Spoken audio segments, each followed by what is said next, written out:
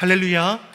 우리 귀하고 복된 주일입니다. 예배 자리에 나오신 성도님들을 환영하고 축복합니다. 우리 곁에 계신 분들과 새해니까 더 밝은 표정으로, 더 따스한 눈빛으로 손을 들면서 인사하겠습니다. 잘 오셨습니다. 반갑습니다. 잘 오셨습니다. 반갑습니다. 얼마나 반가워요. 또 새해를 시작하면서 함께 예배하고 믿음의 동역자로 붙여주셨으니 내가 평생에 또 올 한 해 함께 동역함으로 합력하여 선을 이루신다는 하나님의 은혜를 이뤄갈 수 있는 우리의 모습이 되기를 간절히 축복합니다. 새해를 허락하신 하나님께 감사하며 내일부터 또 신년 감사 새벽 기도회가 시작됩니다. 또 이제 그 다음 주에는 또 신년 전교인 신약 성경 통독도 시작이 되죠. 이걸 통해서 우리에게 알게 하는 것이 무엇입니까?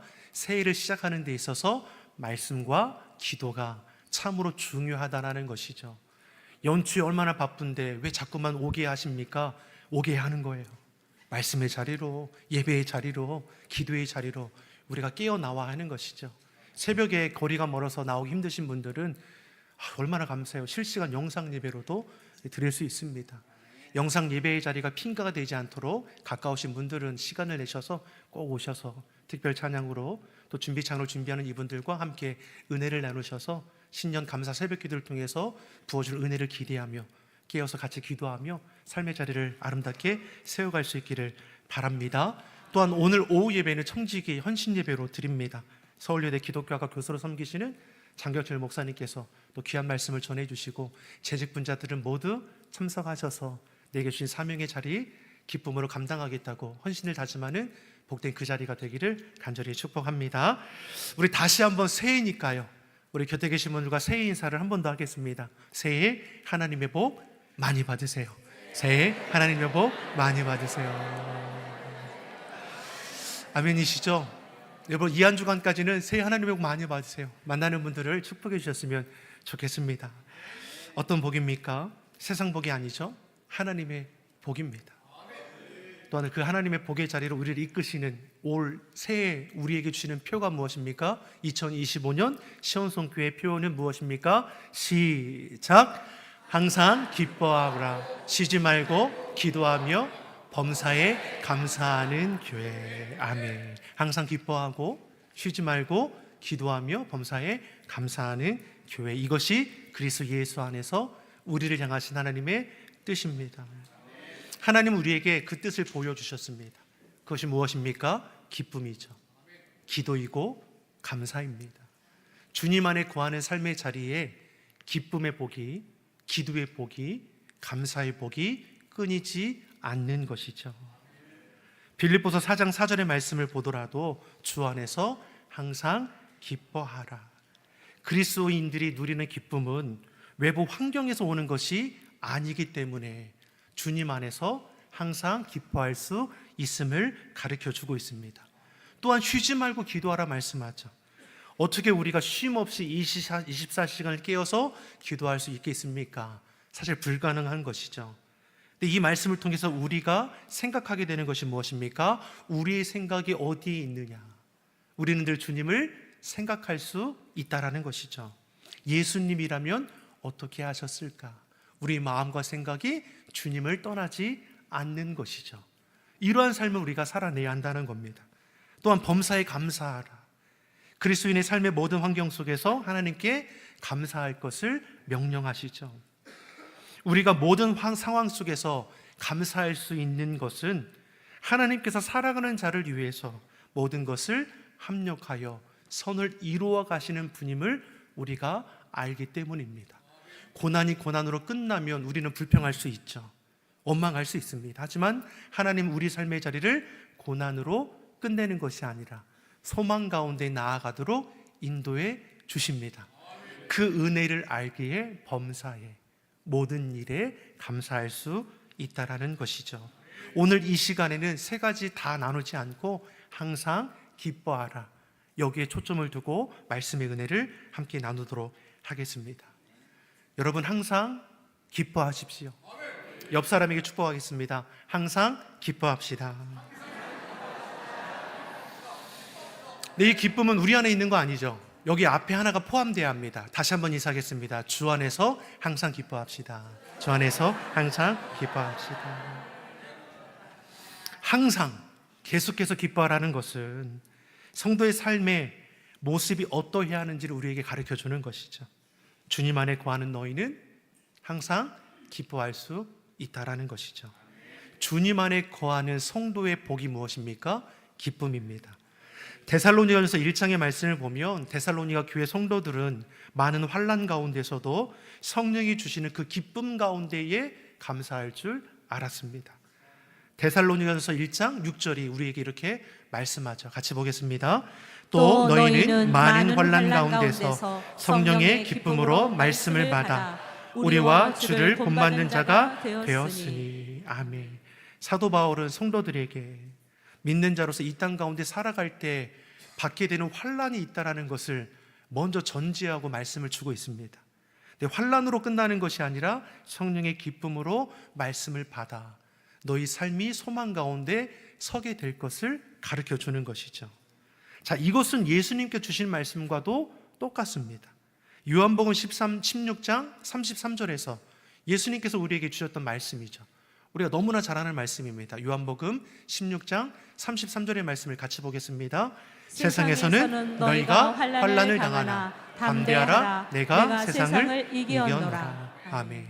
이 땅을 살아가는 믿는 자들 가운데 공중권세 잡은 사단 마귀 어둠의 괴계는 우리를 늘 시험하고 넘어지게 합니다. 미혹하여 좌절하게 하는 일들이 일어나게 된다는 것이죠. 그런데 두려워할 것이 없다라고 말씀합니다. 왜 그렇습니까? 너희가 세상에서 환난을 당하나 담대해라, 내가 세상을 이겼노라. 주님이 세상을 이기셨습니다. 주님이 세상을 이기셨습니다. 세상의 고난, 핍박, 질병과 죽음을 이기셨습니다. 우리는 약하죠. 그러나 주님은 능하신 분이십니다. 능하신 주님 안에 우리가 거하며 살아간다면 환난 가운데서도 항상 기뻐할 수 있음을 우리에게 말씀해 주는 것이죠. 이처럼 기쁨은 주님 안에서 누리는 하늘의 복입니다. 한국교회 초기에 외국인 선교사들은 한국교회 성도들이 신앙생활을 심각하게 하는 것을 보고 참 의아해했다라고 합니다.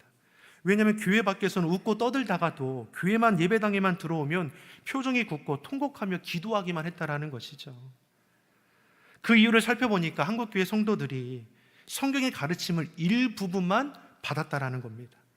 성경은 그리스도인들이 가져야 할 태도 가운데 하나로 간절함, 애통함을 말씀합니다. 그러나 이것이 전부가 아니죠. 또 하나의 매우 중요한 태도가 있는데 그것이 주님 안에 누리는 기쁨입니다. 성경을 보면 하나님께서 믿는 자들의 마음에 항상 기쁨을 공급해 주신다 했습니다. 우리가 항상 기뻐할 수 있는 이유가 무엇입니까? 주님 우리 삶의 자리에 기쁨을 공급해 주시기 때문입니다. 고난의 자리에도 주님이 기쁨을 공급해 주시니 환난 가운데서도 즐거워할 수 있다라는 것이죠. 시편 4편 7절에서 우리에게 이렇게 말씀하고 있습니다. 시편 4편 7절의 말씀 같이 보겠습니다. 주께서 내 마음에 두신 기쁨은 그들의 곡식과 새 포도주가 풍성할 때보다 더하니이다. 아멘. 시편 저자가 고백하는 것이 무엇입니까? 주님께서 내 마음에 기쁨을 주셨는데 이 기쁨이 거두는 곡식과 새 포도주보다 더 좋다라는 겁니다. 여러분 이해가 되십니까? 통장에 돈이 쌓이는 것보다 주님 안에서 얻는 기쁨이 더 크다는 겁니다. 아멘이 안 나오죠? 그래도 통장에 돈이 쌓이는 게 좋은데 아닌데 아니라는 거죠. 곡식과 쇠포도가 풍성할 때보다 더하다라는 거죠. 여러분 우리가 이 은혜를 고백해야 하는 겁니다. 자꾸만 세상 복에 이끌려 가는 것이 아니라 세상의 복과 비교할 수 없는 영원한 복을 주님께서 우리에게 주셨는데 이것을 우리가 잃어버리고 살아서는 안 되는 것이죠. 시편 30편 11절에서도 우리에게 무엇을 말씀해 주고 있습니까? 같이 보겠습니다. 주께서 나의 슬픔이 변하여 내게 춤이 되게 하시며 나의 베옷을 벗기시고 기쁨으로 띄우셨나이다. 아멘. 하나님은 어떠한 분이라고 말씀합니까? 나의 슬픔이 변하여 내게 춤이 되게 하시며 나의 베옷을 벗기고 슬픔의 자리를 벗어나서 기쁨으로 띄우셨다라고 말씀하는 것이죠. 우리 하나님은 슬픔을 기쁨으로 바꾸시는 분이십니다. 더 나아가 성경은 우리에게 믿는 자들에게 기뻐할 것을 명령하고 있습니다. 선택사항이 아니라는 것이죠. 고린도후서 13장 11절의 말씀 같이 우리가 읽어보겠습니다. 마지막으로 말하노니 형제들아 기뻐하라. 아멘. 빌립보서 3장 1절의 말씀도 같이 보겠습니다. 끝으로 나의 형제들아 주 안에서 기뻐하라. 아멘. 빌립보서 4장 4절의 말씀도 같이 보겠습니다. 주 안에서 항상 기뻐하라. 성경이 계속해서 강조하는 하나님의 말씀이 무엇입니까? 마지막으로, 끝으로, 항상 무엇하라? 기뻐하라. 항상, 끝으로, 마지막으로 기뻐하라. 이 말씀은 그리스도인이 예수를 믿는 자들에게 나타나는 특징이 있는데 주님 안에 거하는 자들은 이 기쁨이 떠나지 않는다라는 것이죠. 여러분, 우리가 그런 은혜를 경험하지 않습니까? 주변에 참 살기 팍팍하신 분이 계시죠. 늘 기쁨으로 주의 일에 헌신하고 오히려 이웃을 돌아보고 위로하는 분들이 계시죠. 삶의 모습을 보면은 감사할 것도 주변을 돌아볼 여유도 없을 것 같은데 늘 기쁨으로 주의 일에 헌신하며 이웃을 돌아보는 분들이 있죠. 그분들을 통해서 우리가 알 수 있는 것은 무엇입니까? 주님 안에 거하는 자들이 얻는 기쁨이 무엇인지를 우리가 간접적으로 보게 되는 것이죠. 물론 이 말씀 앞에, 항상 기뻐하라 이 말씀 앞에 의문을 갖기도 합니다. 왜냐하면 어려운 환경 가운데 있는데 어떻게 기뻐할 수 있습니까? 의문을 넘어서 시험거리가 될 수도 있는 것이죠. 그런데 항상 기뻐하라는 이 말씀 앞에 기뻐할 수 있는 게 있어야 기뻐하죠. 자꾸만 여기에 우리의 마음이 빼앗겨서는 안 된다는 것이죠. 이 어려움 속에서 어떻게 우리가 기뻐하며 주 앞에 나아갈 수 있습니까? 우리는 어려움과 고난에도 불구하고 기뻐할 수 있는 이유가 분명히 있습니다. 주님은 이러한 물음에 우리에게 이렇게 말씀해 주셨습니다. 요한복음 16장 20절의 말씀입니다. 같이 보겠습니다. 내가 진실로 너에게 이르노니 너희는 곡하고 애통하겠으나 세상은 기뻐하리라. 너희는 근심하겠으나 너희 근심이 도리어 기쁨이 되리라. 아멘. 우리가 고난 가운데, 근심 가운데 기뻐할 수 있는 이유가 무엇입니까? 고난이 고난으로, 근심이 근심으로 끝날 것이 아니라는 것이죠. 고난과 근심이 낙심과 좌절로 끝나는 것이라면 우리도 얼마든지 불평하고 원망하며 시험거리가 될 수 있습니다. 하지만 하나님은 자녀된 우리를 고난의 자리에, 원망의 자리에, 근심의 자리에 그냥 버려두지 아니하신다는 것이죠. 고난과 근심을 변하여 기쁨이 되게 하시는 것입니다. 이러한 은혜를 사도 바울이 경험했습니다. 경험하니까 환난 가운데 즐거워한다라고 고백하죠. 나아가 환난이 인내를, 인내가 연단을, 연단이 소망을 이루어 간다라고 고백합니다. 환난 중에도 기쁨이 되게 하는 하나님을 신뢰하니 어려움의 때를 참고 견디어냅니다.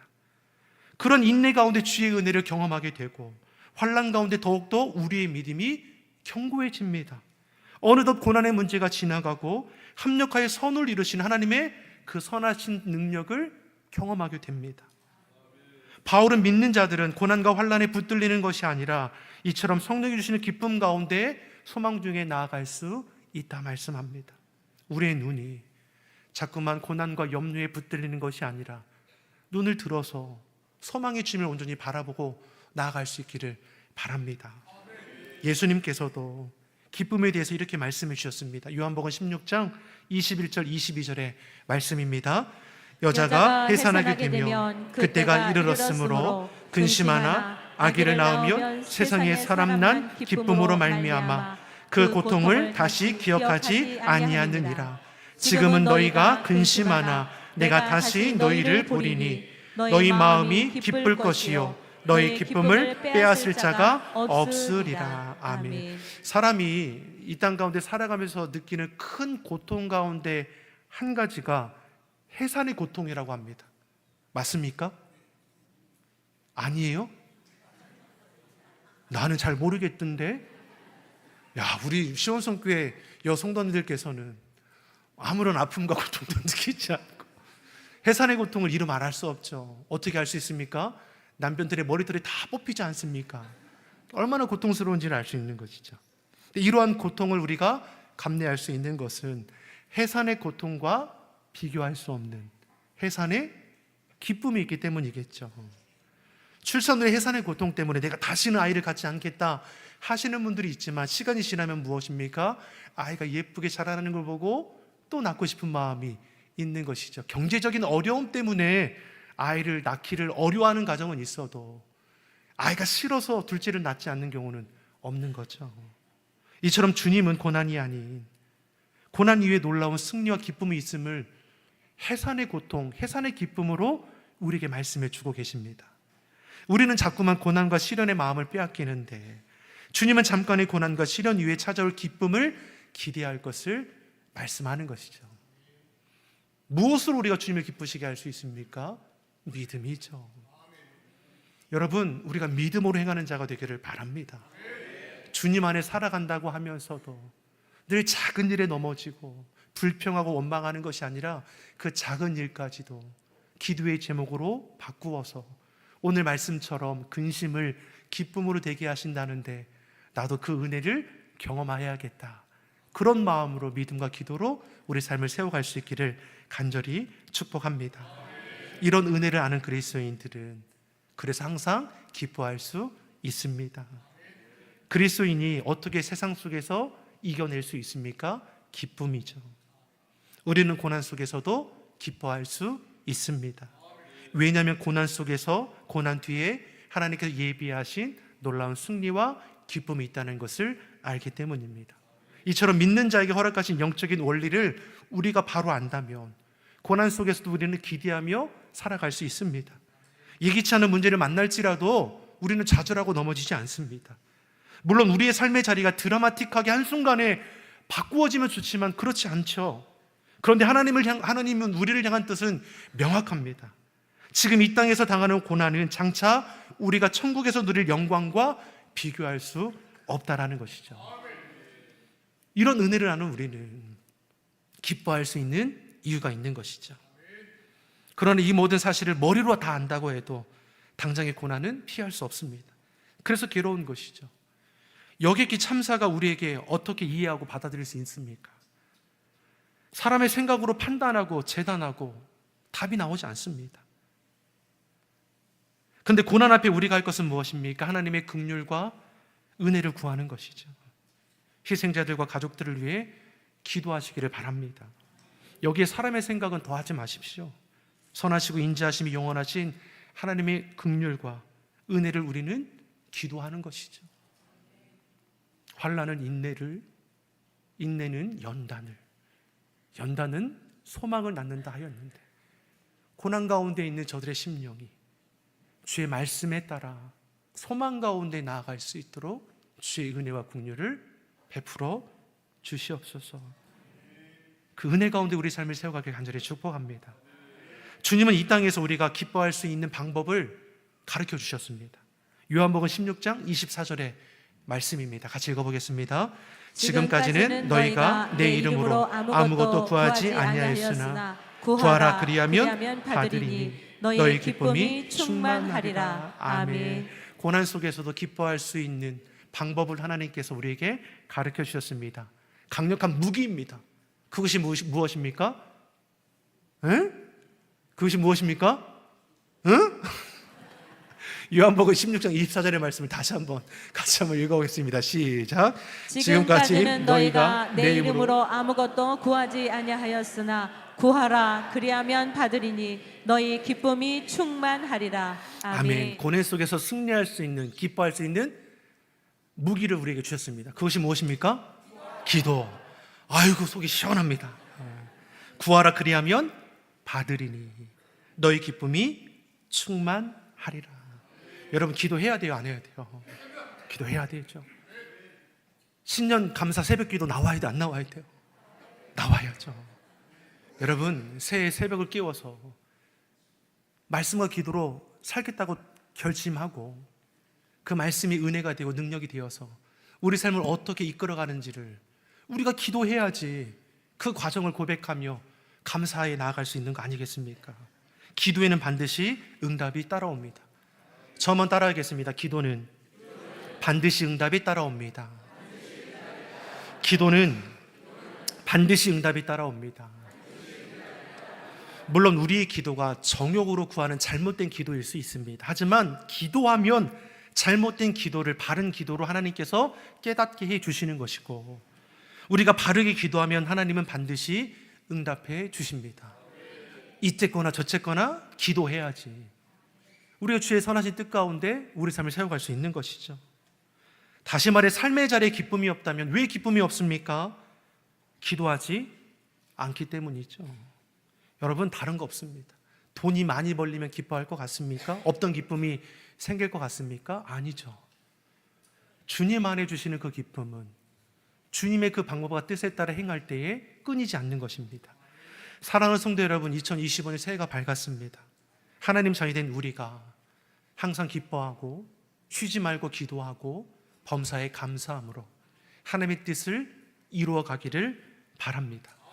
이를 위해 여러분의 삶의 자리에서 최우선 말씀을 읽고 듣고 묵상하고 그 말씀을 품어 기도함을 통해서 하나님께서 나를 통해 이루고자 하시는 그 선하신 뜻에 참여하며 기쁨과 기도와 감사의 결실이 아름답게 맺어지는 복된 이 한 해가 되기를 예수님의 이름으로 축원합니다. 기도하겠습니다. 좋으신 아버지 하나님, 새해를 허락하신 아버지 그 크신 은혜를 우리가 기억합니다. 올 한 해 우리 심령과 가정과 삶의 자리마다 주님 안에서 영원히 잘됨 같이 범사가 잘되며 강건한 복과 은혜를 이루어 가게 하여 주시옵소서. 항상 기뻐하고 쉬지 말고 기도하며 범사에 감사함으로 주의 뜻에 참여하게 하시고 매일 감사 매일 은혜로 우리 삶을 날마다 새롭게 하여 주옵소서. 감사드리며 예수님의 이름으로 기도드립니다. 아멘.